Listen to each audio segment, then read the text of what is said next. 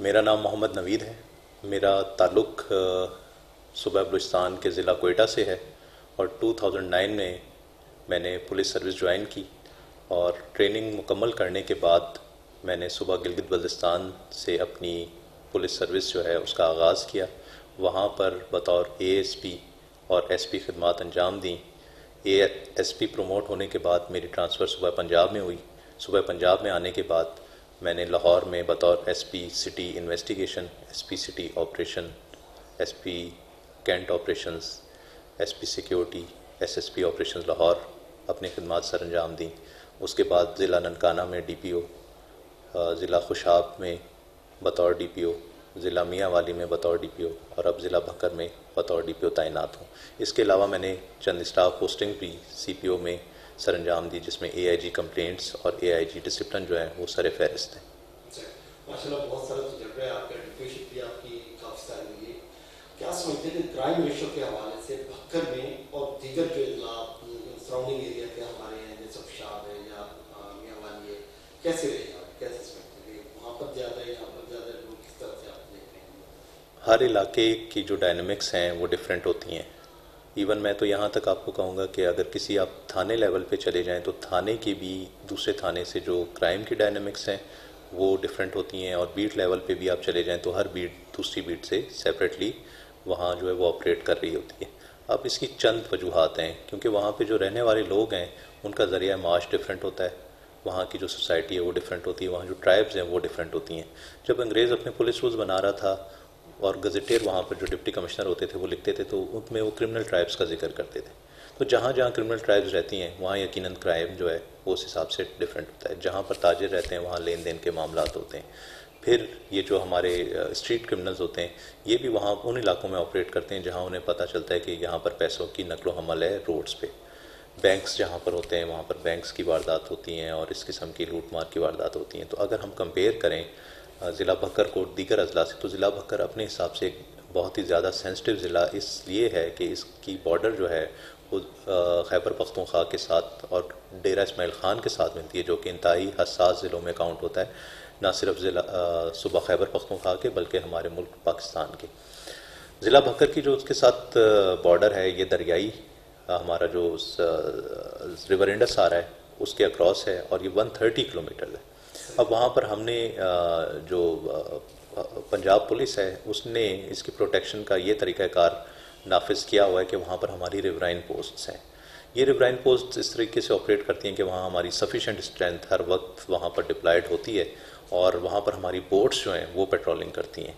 इसके अलावा वहाँ जो रहने वाले लोग हैं उनके साथ भी इनकी कोऑर्डिनेशन होती है और वो ट्राइब्स के जो एल्डर्स हैं उनके साथ कोऑर्डिनेशन होती है। वहाँ अगर कोई क्राइम हो जाता है, कोई ऑफेंस हो जाता है, 15 पे हमें कॉल आती है, हमारे ऑफिस से उन्हें कोई कंप्लेनेंट आ जाता है तो हम उन्हें कॉल कर देते हैं। इंचार्ज जो है कि सब इंस्पेक्टर लेवल का वहाँ पर तैनात होता है, वो अपनी फ़ोर्स के साथ उस बोट पे अगर जाना पड़े तो जाता है, अगर वो व्हीकल उसको यूज़ करनी पड़े, हमने एक व्हीकल वहाँ पे दी हुई है, बाइक्स उनको दी हुई हैं गश्त के लिए, तो उस पर वो फौरी तौर पे रिस्पॉन्ड करते हैं। या अगर हमारे आईजी साहब जो कि 1787 के थ्रू उनको कोई भी कंप्लेनेंट कॉल कर सकता है, वहाँ से मैसेज मिलता है, तब भी हमारी वहाँ पे जो नफरी तैनात है वो उसको रिस्पॉन्ड करती है। तो 4 हमारी जो रिवराइन पोस्ट हैं वो ज़िला भक्कर में मौजूद हैं।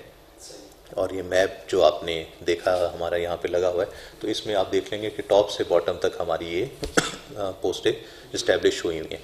अब जो रिवर का क्राइम है वो बहुत ही डिफरेंट नेचर का होता है। जब हम रोड्स पे नाकाबंदी करते हैं तो क्रिमिनल्स को आइडिया हो जाता है कि अगर वो कैटल थेफ्ट कर रहे हैं तो वो रोड्स को नहीं यूज़ करते, वो शिप्स को यूज़ करते हैं, वो बोट्स को यूज़ करते हैं। शिप्स तो नहीं, बोट्स होंगी, और बोट्स ऐसी बोट नहीं कि जिसमें 6 आदमी बैठ जाएं, ऐसी बोट्स जिस पे ट्रक भी लोड हो जाता है, जिस पे गाड़ियाँ भी लोड आ जाती हैं। तो वो उसको ना सिर्फ कैटल थेफ्ट के लिए बल्कि ज़िला भक्कर में स्मगलिंग किस चीज़ की, वीट की स्मगलिंग, खाद की स्मगलिंग, जो कि एसेंशियल फूड आइटम्स में शुमार होते हैं, उनकी स्मगलिंग के लिए वो इस्तेमाल होती हैं। और हमारी फ़ोर्स वहाँ बड़ी विजिलेंट है। अब मैं आपको बताता चलूँ कि 2023 में जो 6 हमने पोस्टें फूड डिपार्टमेंट के साथ और ज़िले इंतज़ामिया के साथ मिलकर इस्टेब्लिश किए हैं। हमने वहाँ पर जो गंदम कन्फिस्केट की है, उन वायलेटर्स के अगेंस्ट हम इस वक्त तक 7 FIR रजिस्टर कर चुके हैं। तो इसमें ना सिर्फ हमारी जो रिवराइन पोस्ट हैं उनका रोल है, बल्कि जो एंट्री एग्जिट पॉइंट्स पे हमने पोस्ट इस्टेब्लिश किए हैं वो भी बड़ा अहम किरदार अदा कर रही हैं। मियाँ वाली जो डिस्ट्रिक्ट है उससे भक्कर का क्राइम बहुत ज़्यादा डिफरेंट है। मियाँ वाली में भी, क्योंकि उनकी भी 135 किलोमीटर्स की बॉर्डर है, लेकिन एक ज़िले के साथ नहीं, वो तकरीबन 5 डिस्ट्रिक्ट्स हैं KPK के जिनके साथ वो बॉर्डर उनकी अटैच होती है, लेकिन वहाँ पर 7 रिवराइन पोस्ट्स इस्टेब्लिश की गई हैं।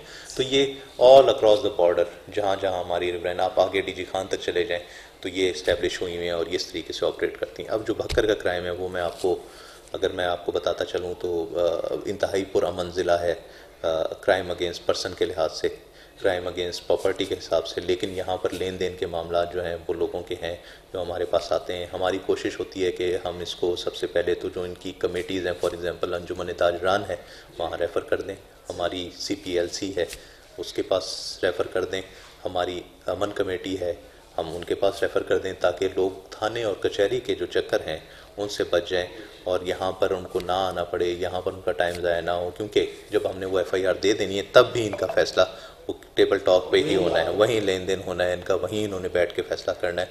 क्योंकि हमने तो पकड़ के उनको चलान करके एक स्पेसिफिक परसेंटेज अगर हम रिकवर करवा लेंगे उसके बाद हमने चलान सबमिट करवा देने हैं, लेकिन जो हमारा इसमें एग्रीव्ड पार्टी है, जो हमारा कंप्लेनेंट है, उसकी 100% रिकवरी इसी तरह इंश्योर होनी है जब वो कहीं पर बैठ कर उसमें बातचीत करेगा। लेकिन रजिस्ट्रेशन जो है क्राइम की रजिस्ट्रेशन, वो अगर मैं आपको बताता चलूँ कि लास्ट ईयर जो हमारी CMS है, कंप्लेंट मैनेजमेंट सिस्टम है, जिसमें तमाम फोरम्स आ जाते हैं, हमारे थाने से लेकर ऊपर जो 1787 है तो वो 26% था। और इस बार मैं आपको अगर बताऊं कि 86% तक हमारी जो कंप्लेंट्स हैं वो जैसे ही आती हैं उन पे FIR रजिस्टर हो जाती है। 15 की कॉल का भी अब किसी को इंतज़ार नहीं करना पड़ता। वो 15 की अगर कॉल करता है कि मेरी बाइक चोरी हो गई है, हम उसकी FIR फौरी रजिस्टर कर देते हैं। हम इस चीज़ का इंतज़ार नहीं करते कि वो अपने कागजात लेकर आएगा, वो एप्लीकेशन देता है, और अगर वो झूठी होती है तो देन हम उसमें जो हमारे सेक्शंस हैं उसमें हम उसके अगेंस्ट प्रोसीड करते हैं अगर वो झूठी करवाता है। तो इससे एक बहुत ही जो सेहत अफ़ज़ा हमें एक मैसेज जो आवाम को जा रहा है वो ये कि फ्री रजिस्ट्रेशन ऑफ क्राइम है। क्राइम अगर आपके साथ हो रहा है तो आपका वो रजिस्टर हो रहा है, अगर आप झूठी कॉल चला रहे हैं तो उस पर भी खिलाफ कार्रवाई हो रही है। और दूसरा ये कि क्राइम का जो ग्राफ है वो नीचे गिर रहा है। वो इसलिए कि जब क्राइम रजिस्टर हो रहा है तो आपको ट्रू पिक्चर नज़र आ रही है कि माशरे में हो क्या रहा है और पुलिस उसके अगेंस्ट एक्शन ले रही है। तो ये जो है भक्कर में क्राइम की सूरत हाल जो मैंने आपको बताई ब्रीफली इस तरीके। देखें, इसमें जो बड़ी कार्रवाइयाँ हैं वो यकीनन हैं काफ़ी। इसमें हमारी जो दाखिल चेक पोस्ट है वो जैसे इंतहाई सेंसिटिव जगह पे मौजूद है।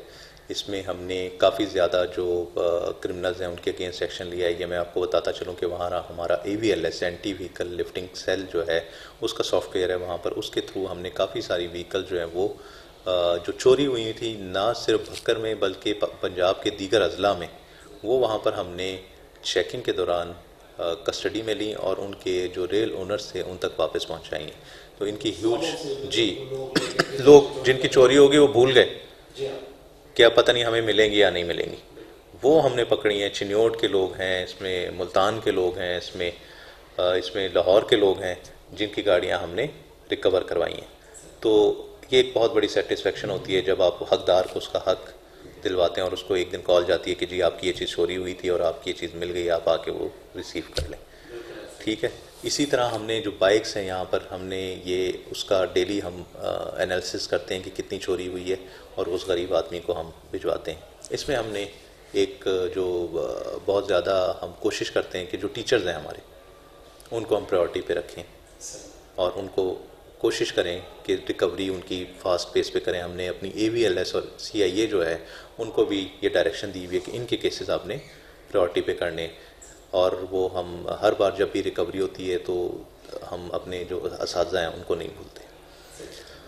अच्छा, इसके बाद हमने बड़ी मिकदार में वेपन्स दाखिल पोस्ट पे पकड़े हैं और उन पे FIR भी रजिस्टर हैं, वो तफ्तीश भी हो रही हैं। और वो हमने आपको डिफरेंट जो हमारी मीडिया टॉक्स होती हैं, प्रेस ब्रीफिंग्स होती हैं, वो हम उस पर बात करते हैं और आपको डाटा देते रहते हैं। तो ये बड़े बड़े इसमें हमारी जो है कारकर्दगी है। प्लस हमने एक ऑपरेशन लॉन्च किया है IG साहब पंजाब के डायरेक्शन पर, RPO साहब सरकोदा की डायरेक्शन पे। जो हमारे कोर्ट एब्सकॉन्डर्स हैं उनको पुलिस भूल जाती है कि इनको पकड़ना भी है। उनको हमने जो अपने जिस तरह प्रोक्लेम्ड ऑफेंडर का एक स्टेटस होता है उसके अंदर लेकर आए और उनके अगेंस्ट क्रैकडाउन लॉन्च किया। तो इससे ये होगा कि जब हमने उन कंप्लेनेंट को कॉल की, मैंने अपने स्टाफ की ड्यूटी लगाई कि यार हर तकरीबन 250 हैं, तो 5 मेरे जो स्टाफ ऑफिसर्स हैं जिसमें मेरे PRO हैं, मेरे रीडर हैं, मेरे इंचार्ज कंप्लेंट सेल हैं, मेरे इंचार्ज सिक्योरिटी हैं, हर एक को मैंने 50 नंबर दिए। मैंने कहा आप इनको कॉल करें। तो वो कहते थे यार आपने कॉल भी किया, हमें याद रखा, ये बहुत बड़ी बात है, हम तो खुद भी भूल गए थे कि ये हमारे मुल्जिम है और इन्होंने कोर्ट में पेश होना है। तो ये एक हमारा इनिशिएटिव था। देन तहफ़्फ़ुज़ मरकज़ है हमारा। ये तहफ़्फ़ुज़ मरकज़ का कॉन्सेप्ट बेसिकली ये है कि पहले खिदमत मरकज़ बने, अब हमने इसमें एडिशन किए है, तहफ़्फ़ुज़ मरकज़ बनाया है। तहफ़्फ़ुज़ मरकज़ में हमने ट्रांसजेंडर कम्युनिटी जो कि हमारे माशरे में अगर देखा जाए तो बिल्कुल साइड लाइन हुई हुई है, उनको हमने हायर किया है। ये भी IG साहब की डायरेक्शन पे, DIG साहब IT हमारे हैं, उनकी गाइडेंस में, RPO साहब की डायरेक्शन पे हमने ट्रांसजेंडर को हायर किया है, जो कि माशरे के जो बिल्कुल एक साइड लाइन हुआ हुआ तबका है उनके इशूज़ लेकर आते हैं यहाँ पर और उनको हम फैसिलिटेट करते हैं। वल्नरेबल सेक्शन ऑफ सोसाइटी, अब ये कौन लोग हैं? ये वो लोग हैं जो हमारे यूथ है, वो जो मंशियात में उसका टारगेट बनते हैं, तो हम वहाँ से उनको पुल आउट करते हैं। हमने ऑलमोस्ट 13 NGOs जो ऑपरेशनल हैं ज़िला भक्कर में, सोशल वेलफेयर डिपार्टमेंट के साथ कोऑर्डिनेट करके उनके साथ MOU साइन किए कि इस तरह इस किस्म के वल्नरेबल सेक्शन ऑफ सोसाइटी के लोग जब हमारे पास आएंगे तो हम आपके पास भेजेंगे और आपने फ्री ऑफ कॉस्ट उनको अकोमोडेट करना है, रिहेबिलिटेट करना है उनको। इसी तरह हमने जो डिस्ट्रिक्ट बार है हमारी, उसकी भी बड़ी सपोर्ट है हमें। उन्होंने हमें चंद ऐसे चैम्बर्स के साथ MOU साइन कराएं जो कि फ्री लीगल एड प्रोवाइड करेंगे। हमारे ऐसे कंप्लेनेंट यहाँ पर आते हैं, आप अगर किसी दिन इसको देखें तो इंतहाई गरीब होते हैं, जो ये दरख्वास्त भी अगर लिखवाते हैं किसी बाहर लिखारी से तो वो भी उन्हें 200 रुपये चार्ज करता है, और जब वो वकील के पास जाएगा तो कचहरी के जो चार्जेस हैं वो उनके सख्त नहीं है पे करने की। तो वो फ्री लीगल एड के लिए हमने कोई 5 चैम्बर्स ऐसे हैं जिनके साथ MOU साइन किया कि हम आपके पास जब केस रेफ़र करेंगे तो आप फ्री ऑफ कॉस्ट उनको लीगल एड प्रोवाइड करेंगे। तो ये हमने इनिशिएटिव लिए काफ़ी सारे, जिसके समरात आपको ये समरात आपको नज़र आना शुरू हो जाएंगे। एक और चीज़, अगर किसी कंप्लेनेंट का पर्चा राइट पर है, वो रजिस्टर्ड नहीं होता, तो वह SHO उसको रजिस्टर करेगा और उसके घर पे उसकी कॉपी भिजवाएगा।